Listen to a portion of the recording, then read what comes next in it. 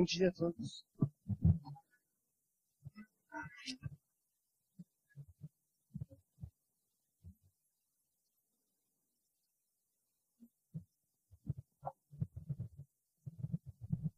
Ele está me explicando como funciona essa maquininha e eu já disse que eu vou me atrapalhar inteira. Bom, quando eu fui chamado à mesa, falaram que eu iria abordar meio ambiente, saúde e saneamento. Pessoal, impossível falar de tudo. Vou falar da saúde tal como foi a introdução do nosso colega. Tá? Peço desculpa em primeiro lugar pela rouquidão, que eu ainda estou saindo de uma gripe e estou muito rouca. E antes de começar, queria parabenizar pelo evento. Né? Não preciso dizer para uma plateia como essa da importância de uma atividade desse porte. Eu sou professora da PUC São Paulo, mas eu faço questão de dizer que eu sou presidente da Associação Brasileira de Economia da Saúde. Essa associação, junto com outras, Abrasco, SEBS e várias outras, né, estão articuladas no movimento da reforma sanitária, que tem origem lá nos anos 70, mas que hoje recebe uma importância talvez maior em função da situação que nós estamos colocados como decorrência do ajuste fiscal. Então, eu queria mencionar isso. Eu vou iniciar. Vamos ver se eu consigo fazer funcionar, né? Opa, consegui. Eu vou falar um pouco da saúde e vou relacionar a saúde à questão da dívida. Esses aqui são os pontos que eu vou abordar. Vocês não se assustem, tem 8 pontos, mas eu vou falar muito rapidamente. Aliás, a mesa não me disse quantos minutos eu tenho. Oi? 20 minutos, 30 minutos. Opa, mas aí não vai ter coffee break. Ótimo, me avisa, por favor, assim, uns 5 minutos antes, mas eu vou tentar ser a mais breve possível, tá? Vejam, pessoal, eu vou começar com um ponto chamado aspectos para levar em conta. Eu sei que a plateia aqui presente conhece muito bem isso, mas eu acho absolutamente importante a gente relembrar que a eleição do Lula em 2002 foi realmente um marco na história política do país. Naquele momento, né, pela primeira vez, um dirigente sindical que tinha o apoio dos movimentos sindicais, dos movimentos sociais em geral, e principalmente de um partido construído a partir da base, na sua origem, assumiu o governo federal. E não venham me dizer que a imensa maioria desta plateia aqui, e nós aqui em cima, não estamos envolvidos nessa luta. A segunda coisa que eu quero lembrar, porque aqui já tem um elemento que nos permite discutir o hoje, é que quando passada a eleição, no momento em que é anunciada a vitória, o povo toma as ruas nas principais capitais, e no momento da posse, com a bandeira vermelha que tinha sido esquecida pelas direções em toda a campanha. Terceiro ponto, no seu discurso de posse, Lula fala várias coisas, mas fala de mudanças. O povo tinha votado nele, 61% dos votos, porque ansiava por mudanças no sentido de anular o passado de Fernando Henrique Cardoso e etc., e construir o novo. Mas, no mesmo discurso, ele lembra um aspecto que estava presente na Carta aos Brasileiros, e aqui está entre aspas para a gente lembrar.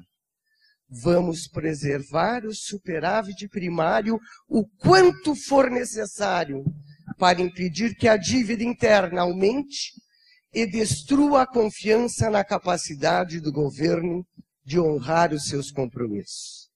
Ou seja, os 12 anos, que agora já são quase 13, foram pautados por este tipo de compromisso explicitado na Carta aos Brasileiros e retomado no discurso de posse.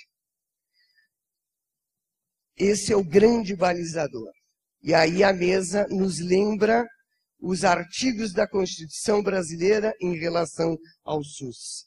Veja, nós construímos o SUS, é um processo, evidentemente, mas cujo seu ápice era a Constituição de 88. Lá está escrito que é um dever do Estado e um direito de todos, e que o sistema, que o setor privado seria complementar ao público. Na nossa cabeça, nas discussões que precederam a Constituinte, nós estávamos dando um primeiro passo para chegarmos a construir realmente um sistema público para todos. O que acontece? Veja, eu vou apresentar dados de 2012 e 2014, dependendo da fonte. O gasto total no Brasil com saúde é 9,5% do PIB.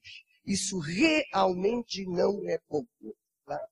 Contudo, como é que se compõe esse gasto? A minoria dele, 47,5%, é pública. A maioria é privada. 26 anos depois, nós temos os cuidados à saúde financiados em grande parte pelo setor privado, não o público. Dentro do privado, divide-se em dois grandes blocos. Os planos de seguro, que representam 21%, e o out of pocket, que é o pagamento direto, né, de 30,35%. Apenas para ilustrar, eu não trago esse dado, mas os planos de seguro, planos e seguros na área da saúde, ao contrário de que alguns pensam, só cresceu durante esses 13 anos. Os planos de saúde sempre foram uma reivindicação do movimento sindical, o que é uma contradição, né? O movimento sindical não luta pelo SUS. Só isso daria uma discussão.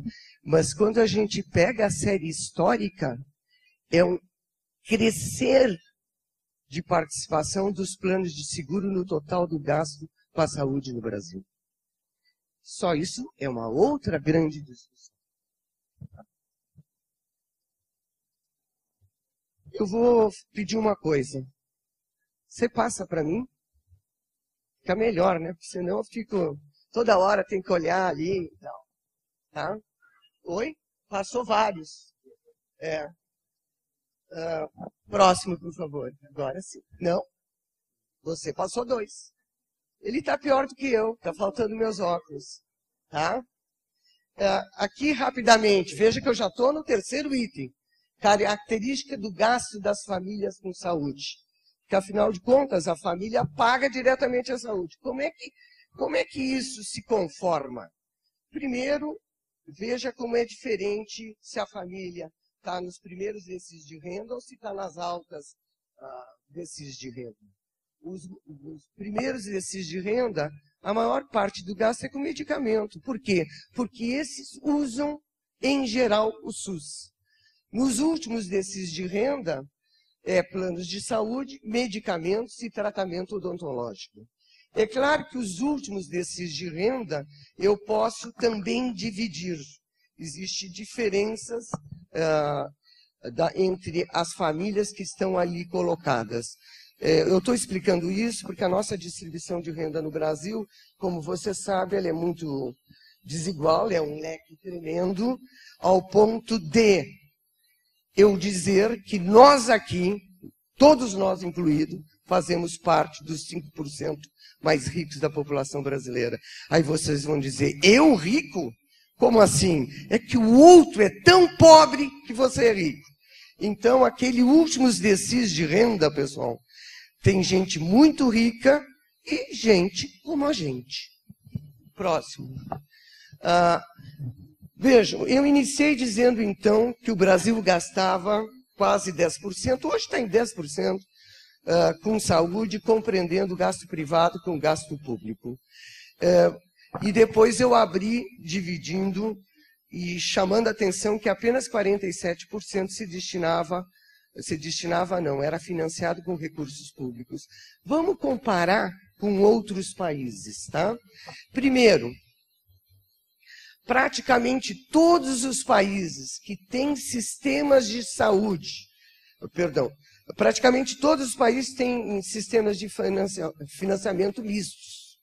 Evidente, né? Porque a maioria imensa, 99,99%, são países capitalistas, logo você tem que permitir a ação do setor privado.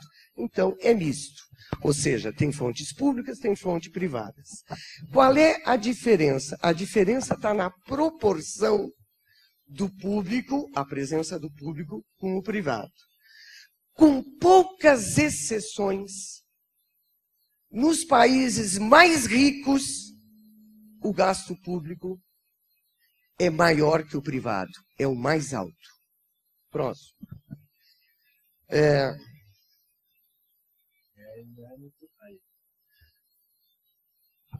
Eu vou repetir, pessoal. Os países mais ricos, em geral, têm uma participação do gasto privado menor do que o público, ok? Aqui é só para mostrar, quando a gente pega os países e coloca assim, considerando a renda per capita, né? Os organismos internacionais fazem uma diferenciação, se o país tem uma renda muito baixa, se tem uma renda média alta, etc, etc. Nós estamos na renda média alta. Vejam que, em média, é 4,1% do PIB e 36,4%. Próximo.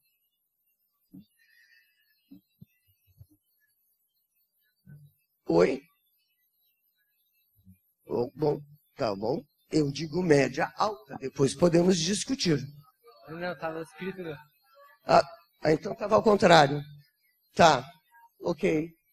Assim, claro, eu li errado, né, na linha errada. Obrigada, viu? Vejam aqui, vamos comparar com alguns países nos quais a gente se situa. O Brasil é 1, 2, 3, o quarto, tá? Olharam rapidamente? Eu chamo a atenção para este, Chile. Primeiro, a intenção do gráfico é dizer que, embora a gente esteja classificado em renda média alta, nós estamos abaixo de muitos outros, tá? Mas eu queria chamar a atenção para uma segunda coisa. A participação do público com o privado, nossa, é igual a do Chile. Epa! Mas como é possível? Nós construímos um sistema único de saúde em 1988 e o Chile privatizou tudo. Como é que é igual? Para dizer que, por mais que a gente imagine que a gente caminhou no SUS, não foi bem assim. Próximo. Faltam 3 pontos. O primeiro é dizer o seguinte: quando a gente fala 47,5% do gasto com saúde advém de recursos públicos, não pense que todos esses recursos são direcionados para o SUS. Tem uma parte que não vai para o SUS, vai exatamente para financiar o privado. Vejam lá. Primeiro, o SUS compra serviços de saúde produzidos pelo setor privado. O SUS financia planos de saúde para funcionários. O SUS não, o Estado financia planos para funcionários civis e militares. Promove isenções a ONGs. Está presente no financiamento dos planos e seguros de saúde e também no desembolso direto. Vamos para o próximo slide. Quando a gente faz a declaração do imposto de renda, aqueles que têm plano de saúde, lá colocam e tem uma belíssima dedução. Aqueles que pagam diretamente no setor privado, sem passar pelo plano de saúde, também o têm. Vamos falar a verdade, esses recursos não são tão volumosos assim, não resolveriam o problema da saúde. Mas quando o Estado manteve esse tipo de redução no imposto de renda, sinalizou que aquilo que estava escrito na Constituição de 88 não era assim para valer. Ou seja, você continua financiando o setor privado. Se a tua intenção era construir o público, tu teria nem que reduzindo a cada ano, parar com esse tipo de dedução. Apenas para mencionar, o Partido dos Trabalhadores tinha, no passado, no seu programa, a retirada desse tipo de financiamento. Tá? Depois desapareceu. Um outro partido, menorzinho, mais à esquerda, o PSOL, também tinha, também tem ou tinha, mas quando chega na hora da campanha, todo mundo tem medo de colocar. Por quê? Porque a classe média fica apavorada com essa perspectiva. Por isso tem que discutir muito bem a coisa do financiamento. Mas não é só no imposto de renda da pessoa física, está presente no imposto de renda das empresas, né? Os planos de saúde são subsidiados. A mesma coisa com as filantrópicas, a mesma coisa na indústria farmacêutica e medicamentos. Ok? Para vocês terem uma ideia, no ano de 2010, representava 12%, arredondando, do gasto público. Então, em 2010, se não houvesse esse tipo de isenções, o gasto público poderia ser maior. Aqui um gráfico, sabe que economista adora gráfico, né? Dizer o seguinte, o gasto público ele é formado das 3 esferas de governo, ou seja, da União, dos estados e dos municípios. E aqui a gente vê, né, a evolução da participação desses entes. Vocês podem ver como cresceu a participação dos municípios, tanto que chega um determinado momento que a participação dos municípios é maior do que a dos estados, dos estados. Aqui, né, quando as duas curvas, sim, uma ultrapassa a outra. Eu estou chamando a atenção para os municípios porque, atualmente, os municípios estão com muita dificuldade no financiamento da saúde. Está lá inscrito na legislação que se trata de um percentual sobre a receita disponível, mas, como vocês sabem, a receita caiu, porque, afinal de contas, a previsão é de queda do PIB de 3% esse ano. E tudo cai, né? E aí fica um pouco difícil, mesmo cumprindo a legislação, o volume absoluto de recursos é menor e a pressão no município é direta, né? Porque está lá batendo, exigindo as coisas. Tá? Então aqui nós temos os 3. Falta pouco, pessoal. Obrigado. Você foi para trás. Aqui é a mesma coisa que o gráfico anterior, uma tabela mostrando as proporções, tá? A diferença é que aqui vai até 2014, ok? Mas só por curiosidade, vejam que vamos pegar um ano mais... No ano 2000, o município participava com 23%, em 2014, com quase 31%. Eu estou falando porque sempre o município coloca que o esforço dele é maior, né, do que, em média, os outros. O que interessa é o seguinte, mesmo que a participação da União continue a ser a maioria, vejam que é 43%, os municípios cresceram sua participação muito rapidamente. Tá? Isso muda a estrutura do gasto no município e muitas vezes pode colocar problemas. E a legislação, ao dizer um determinado percentual, não significa que, em muitos casos, seja o dobro colocado pelo município. Próximo.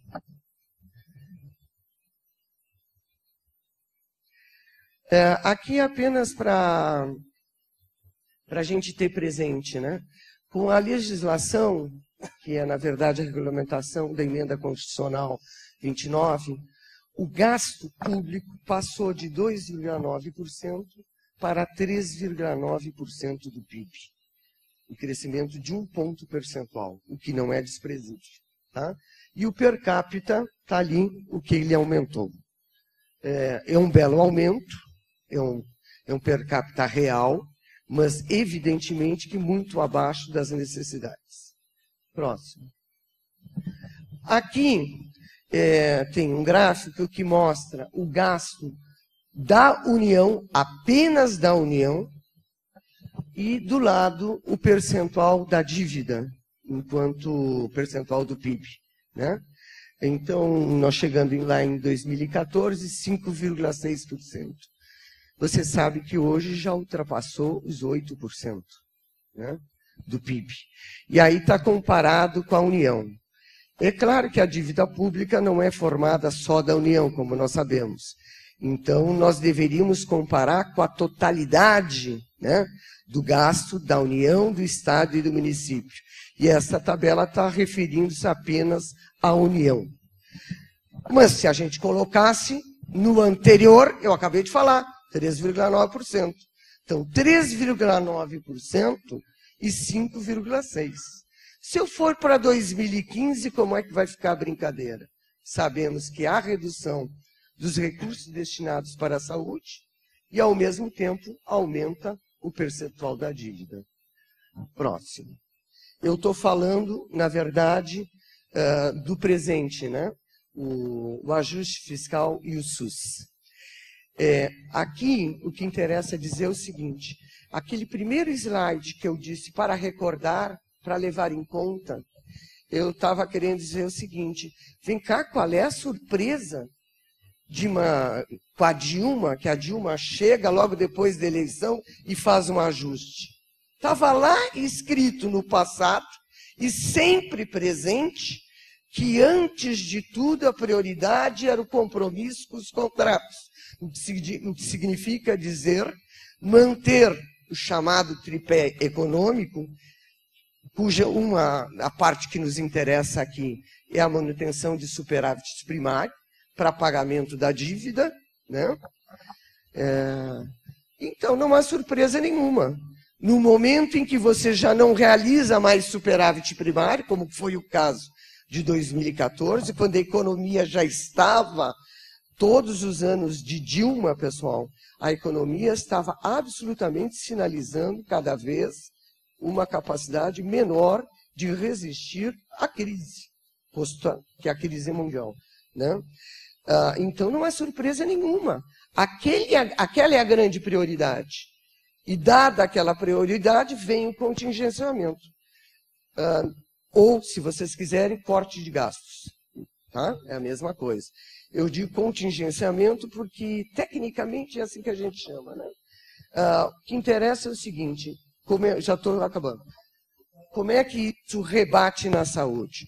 Bom, em maio, a redução era de 2% do orçamento da União, e isso significava uma redução de 11,3% na saúde.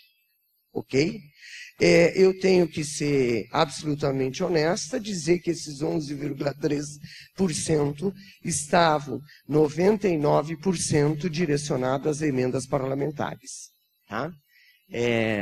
Isso é um pouco... tem diferenças aí. Mas 2 meses depois, novo contingenciamento, nova redução. E aí vocês devem se lembrar que o ministro que saiu, né, ele diz o seguinte, olha, o dinheiro para 2016, não estava nem falando de 2015, vai dar só para 9 meses.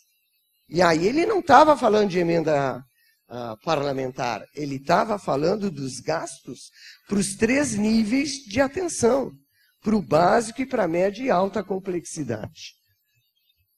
Tenho que terminar.